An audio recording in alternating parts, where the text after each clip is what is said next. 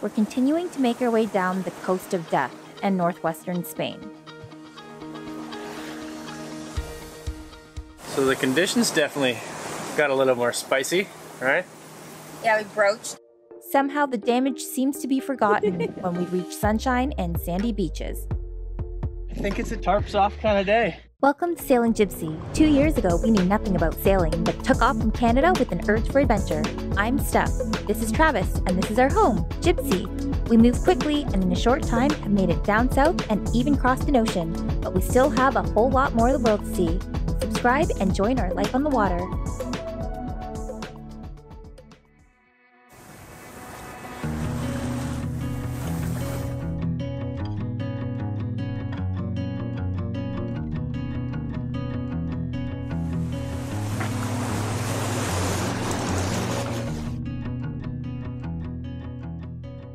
On the road again, as I would say, and we just left the anchorage that we pulled into last night. Didn't explore the town at all. There wasn't, just a little fishing town there too as well, and we just had to get some stuff done on the boat.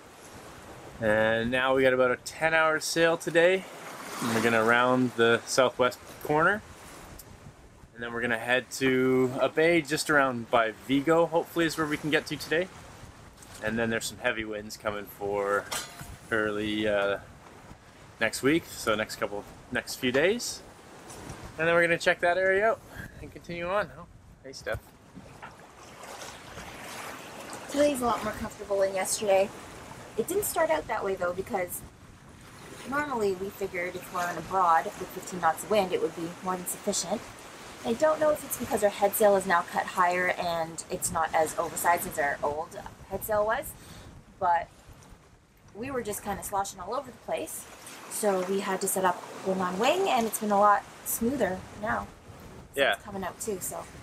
So as we just rounded the corner, we found a good point of attack, and the waves are pretty much straight behind us. So, oh, as the sail just flogs. So we're winging it right now, doing about 6 knots, I think. Yeah, 6.0. Yeah, 6.0 knots. That's comfortable. And yeah, just like Steph was saying, this is a 130 head sail, and our old one was a 140, so we're kind of used to the conditions we could sail in comfortably with obviously our old head sail. Yeah, light winds. We're like, yep, hoist Big Blue, she'll catch all the wind. Yeah, her name's now Big Blue. We named it, and we got Little Gray and Big Blue. So yeah, because 15 knots of wind with our 140 was like, it could hold us pretty steady. What we need is a spinnaker, I think. Yeah, that'll be next. Especially when we start heading west again, we'll 100% need to figure out a spinnaker, because our downwind sails usually aren't that great. They're few and far between. This, fortunately for now, is nice. The wind's supposed to wrap. It might follow us, so we might be able to keep a downwind as we follow around the southwest corner. But if it stays true, then we'll be able to at least go to probably a 120 on a port tack, and that'll be comfortable as well.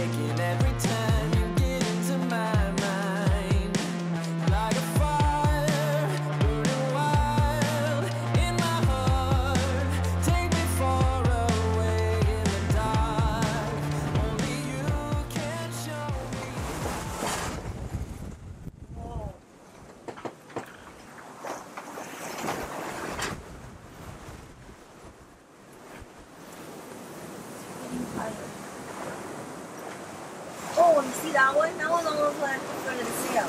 Yeah, it's getting big. Oh, look at that.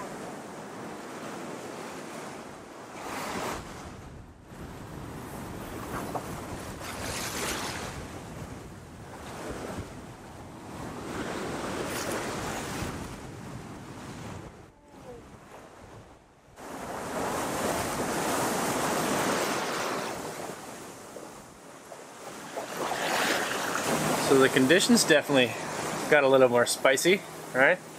Yeah, we broached 3 times. 2 of them were bad. One of them involved some breakage. Some invasive maneuvers, and yeah, broke a couple of our slugs on our mainsail. Damn it! We didn't even have full head sail out, but we weren't reefed in the main, so we quickly put reef in to the main, and then you realize that we ripped 2 slugs off of our brand new sails. Like the boom's prevented, so the boom didn't go over, but the sail still was able to catch when it flopped back the other way. We were at about 25 knots in wind at that time. Yeah, it was 25, I think plus. I think almost hit 30. What's our max? Oh no, we're at 24 now. So yeah, it was a little bit more. It was 30 because our max was 30 and I haven't seen that yet. So we hit a big wave and it just grabbed the boat and turned it, and our head sail flicked the other way, but still prevented on a whisker pull. So it backfilled, and it was just a bit crazy there for a second. It was a big whoosh. Yeah, we got pretty freaking heeled. Just because these waves too, like, they're really steep. They're progressively getting bigger and shorter. Yeah. You see one wave curl up, and then another one is forming before the first one even reaches its peak. You see that? Yeah, like seconds between waves are about 3 seconds. They're massive. Yeah. But we're hopefully less than 2 hours from our anchorage, and then we'll hang out there for a couple days. But yeehaw!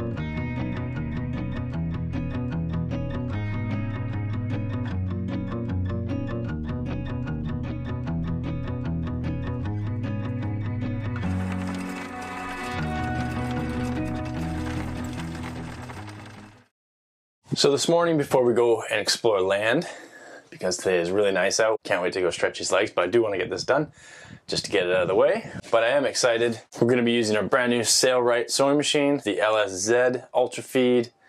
Oh, it's such a gorgeous piece of equipment. We actually received this machine back in Belfast, and I re-sewed our entire sail sack with it. And I didn't want to show it then because I really wanted to get a feel for the machine and give it a proper review on my thoughts, like my real actual thoughts. So I'm just going to sew up this little piece of canvas that I have here. Our zipper's starting to pull off, but I'm going to show you this machine now that I've kind of dabbled a little bit, and I can say I absolutely love it. This thing is so beefy. It just runs so nice and smooth. Doesn't struggle with any fabric like at all. It's lovely. It's awesome. And it just makes jobs like this super simple. What I really love is that it comes in this really nice heavy duty case. Keeps the machine nice and protected over the years. Ta-da! Look at that thing.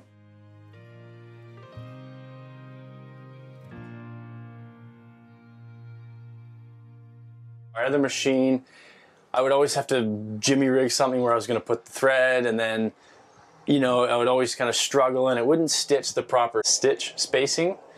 It was too tight for canvas. You want a little bit wider stitch rate in between each stitch for canvas and stuff like that. And this one also does straight feed and zigzag. So the zigzag is really good for if we have to sew our sail, which we do. We have our old mainsail that I have a big rip in it, so I'm going to try to sew that up as well.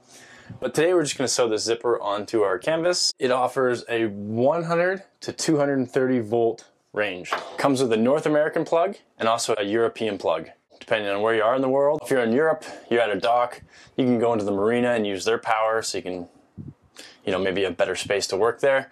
Or on your boat, for example, ours is 110, so I can sew it on our boat. I actually did that back in Belfast. I took it in the marina and plugged it into 230 for a couple things, and then I brought it to the boat and plugged it in there. So it's really cool, very convenient. What I also like is it comes with this shear pin. You just insert it on the wheel, right there. And what that does is if your needle hits something it can't go through, that pin will shear off, and that kind of saves the machine, the gearing, the belts, everything. Pretty cool design. Let's give this thing a go. Luckily today's project isn't that big. I just need to sew the zipper back on this guy, which is good because we really want to get out hiking. That's another thing, I really like how I built this bed up here because now I have a good workstation. Line this guy up, flick the needle up, put where it's coming up. Now this machine you can adjust the speed on how fast you want to go. I kind of have it in the middle. I don't really like going all that fast unless I'm doing long seams. Oh, it just punches through that material like no problem.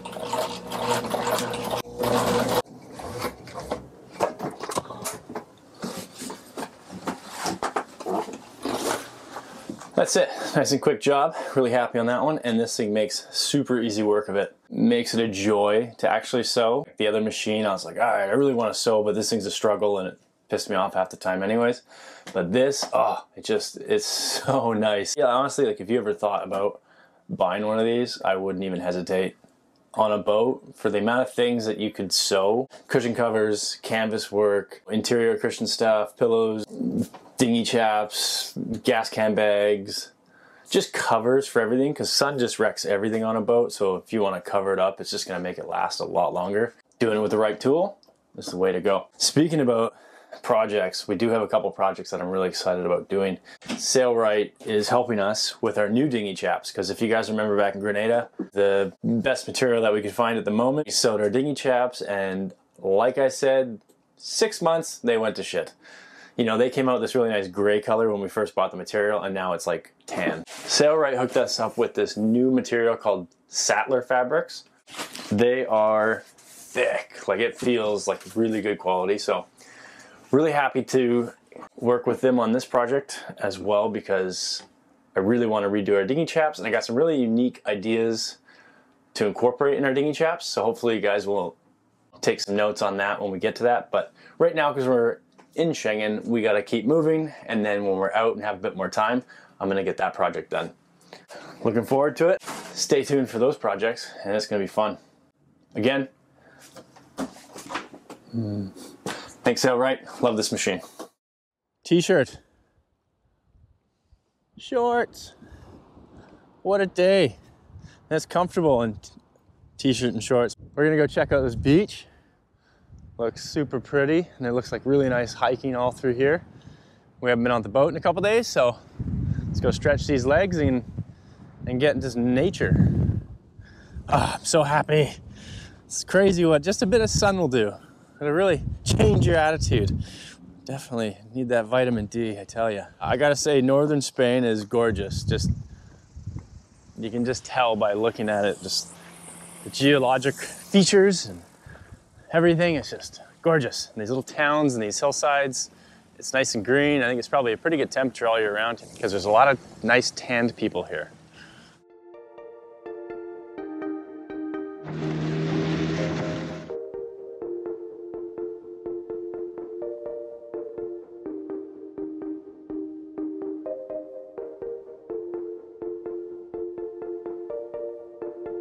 I haven't done this in a while.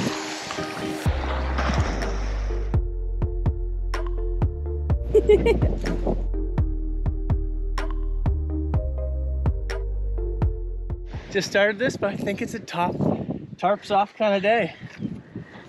Get this whole tan back. Look how white you are. I know, it's you embarrassing. Embarrassing, I say. Hey, you gotta get butt naked like everybody else on the beach. Everyone on this beach has got a sweet tan, top to bottom, no hidden parts.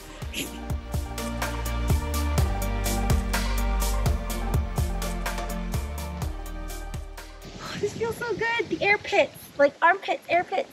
Air in the pits. Yeah, oh my gosh, this is so flippin' nice. I don't think we can actually describe how happy we are to be, you know, in this sort of climate. We're still not being able to swim off the boat yet, but this is the first step in the right direction to getting back to that total cruiser lifestyle where we're using the boat and our natural aquarium around us.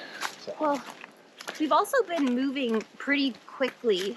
So this is kind of like our first day to really take it in and enjoy without being on the move for a 6-10 hours sail day. So this is really nice right now. Look, the sun, the trees, the warm air. It's like 20 degrees Celsius almost. Yeah, this is fantastic. We're gonna have to acclimate again because it's like 18 degrees and I'm panting and almost breaking a sweat here.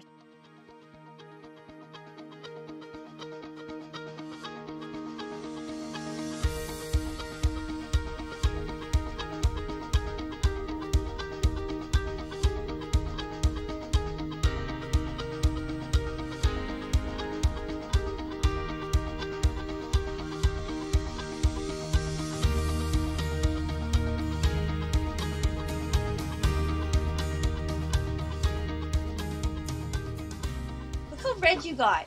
Yeah, I got burnt today. He's got a backpack burned. Yeah, got a good base tan going on and a backpack tan.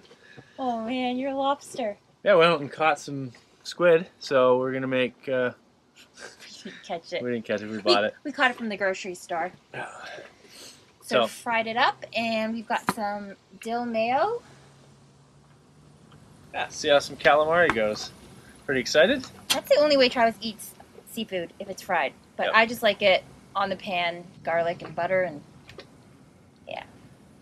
Today was awesome. It's nice to be out and on a nice warm beach and go for a hike. That was The great. sand between our toes. Warm, smooth sand. So we're just gonna end the evening off enjoying our calamari and the sunset. We moved Jibsea about 5 nautical miles down the Ria to the town of Cangas, where we hopped on a ferry for a couple of euros. The ferry brought us across into the city of Vigo, where we went searching for sail slugs to replace the 5 that broke from our broach. I went and checked this sail loft to see if they had anything that we're looking for, and they don't, but he's going to be really nice and drive us to another loft. It's 3 kilometers away. Yeah, it's 3K away, so it's a bit of a hike. There's a chandlery there, the biggest one, and a sailmaker. Yeah. Yeah. I don't even know his name. His name was Roberto, and thanks to him, we got to the sail loft that had our sail slugs. We then went to the chandlery, where of course Travis has to look at everything before we continued on to explore the city.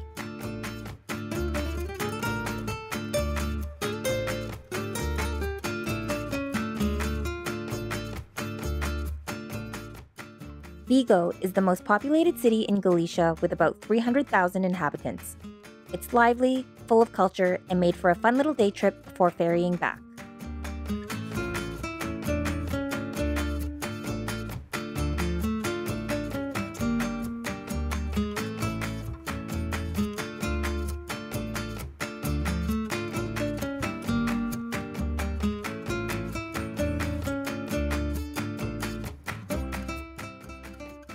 Before leaving the area, we have to check out the Theas Islands, which are an archipelago consisting of 3 islands located in the mouth of the Ria de Vigo.